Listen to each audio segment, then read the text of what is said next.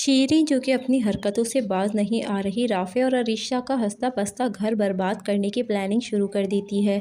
वो ये बात अरीशा से कहती है कि तुम्हारा होने वाला बच्चा हमारा ही खून है, मैं सब कुछ भुलाकर तुम्हें अपने दिल से अपनाना चाहती हूँ और जो कुछ भी गिले-शिकवे थे सब कुछ तुम भी भुला दो।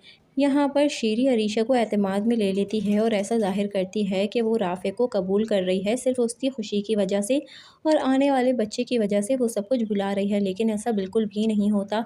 यहाँ पर शीरीं अब अरीशा के बच्चे को बहुत ज़्यादा नुकसान भी पहुँचाने वाली है और अरीशा और राफ़े को अलग करवाएगी और ऐसा तभी मुमकिन है जब वो अरीशा को अपने हाथ में ले लेगी, अरीशा का भरोसा जीत लेगी, तभी तो वो अपने शौहर के ख़िलाफ़ जा पाएगी, वरना वो अपनी मॉम की हरकतों से तो अच्छी तरह से वाकिफ़ है। शीरीं जो कि सीधी उंगली से घी नहीं निकाल पा रही थी, इसीलिए उसने उंगली टेढ़ी करने का फ़ैसला कर लिया ताकि सांप भी मर जाए और लाठी भी न टूटे वाला हिसाब हो जाए, ताकि राफ़ी और अरीशा अलग भी हो जाएँ और शीरीं का नाम तक ना आए। दूसरी तरफ शीरीं है जो कि बहुत गुरूर, बहुत अकड़ वाली थी। अब ज़ायशा के आते ही सारा अकड़ उसका गुरूर में मिल रहा है, क्योंकि अब ज़ायशा की वजह से उसका घर तबाह हो रहा है और दोनों भाइयों के बीच लड़ाइयाँ शुरू हो गई हैं। यहाँ पर ज़ायशा जो कि अब तायम्मी का हँसता-बसता घर बर्बाद कर रही है ताकि वो तायम्मी से किए गए सलूक का बदला ले और इसके लिए उसे अब राफ़े का इस्तेमाल करना पड़ रहा है। शीरीं आखिरकार ज़ायशा से ये बात पूछ ही लेती है कि अगर तुमने अरसलान से दौलत के लिए शादी की है तो उसके साथ ऐसा रवैया क्यों? लेकिन यहाँ पर ज़ायशा बिना किसी डर और खौफ के ये बात कहती है शीरीं को कि मैंने आपके बेटे अरसलान से शादी दौलत के लिए नहीं की है तायम्मी, बल्कि मैं तो उसे बर्बाद करना चाहती हूँ।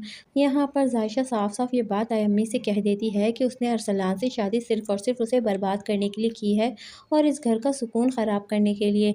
दूसरी तरफ सुफियान भी ये बात आयशा से कहता है कि मुझे अरसलान को तुमसे शादी करने की ज़िद करनी ही नहीं चाहिए थी, क्योंकि वो ये जानता है कि ज़ायशा के साथ बहुत बुरा हो रहा है और ये सब करने वाला अरसलान ही है।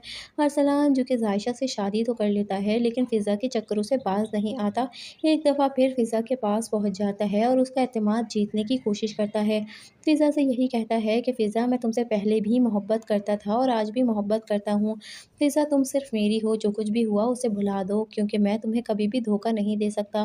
फ़िज़ा जो कि अरसलान के चक्कर में पागल होती है और अरसलान के लिए जान तक देने को तैयार हो जाती है और अपने माँ के किए गए रिश्ते से इनकार भी करना चाहती है, लेकिन वो मजबूर है, क्योंकि अब वो कुछ भी नहीं कर सकती और बहुत जल्द वो लड़का उसकी माँ के कहने पर बारात भी लेकर आने वाला है। यहाँ पर फ़िज़ा जो कि अरसलान पे भरोसा करने पर मजबूर हो जाएगी और फ़िज़ा अरसलान को एक दफ़ा फिर माफ़ कर देगी और उसे यही कहेगी कि किसी तरह से वो उसे शादी करके जल्द से जल्द यहाँ से लेकर चला जाए। कहानी जो कि बहुत ज़्यादा इंटरेस्टिंग हो चुकी है, क्योंकि एक ज़ायशा ने सबके नाक में दम करके रख दिया है। शीरीं जिसे अब संभल जाना चाहिए, शीरीं को अपने किए पर अफ़सोस होना चाहिए, लेकिन यहाँ पर शीरीं न सिर्फ ज़ायशा और अरसलान का बल्कि अपनी ही सगी बेटी अरीशा और राफ़े का भी घर बर्बाद कर रही है और शीरीं की इस हसद जलन में ना सिर्फ अरीशा और राफ़े बल्कि उसके आने वाला बच्चा भी बहुत बुरी तरीके से पिसने वाला है। दोस्तों, आपको क्या लगता है, शीरीं राफ़े और अरीशा को अलग करने में कामयाब हो पाएगी? क्या ज़ायशा अपने मकसद में कामयाब होकर शीरीं को राह रास्त पर ला सकती है, या फिर शीरीं अपनी हरकतों से बाज ना आते हुए अपने चालों के ज़रिए ज़ायशा को इस घर से हमेशा के लिए रुखसत कर देगी? आपने हमें कमेंट सेक्शन में बताना है दोस्तों। अगर आप इसी तरह से हमारे अच्छे-अच्छे रिव्यूज़ देखना चाहते हैं, तो हमारे चैनल को सब्सक्राइब ज़रूर कर लीजिएगा। वीडियो को लाइक करना बिल्कुल भी नहीं भूलना।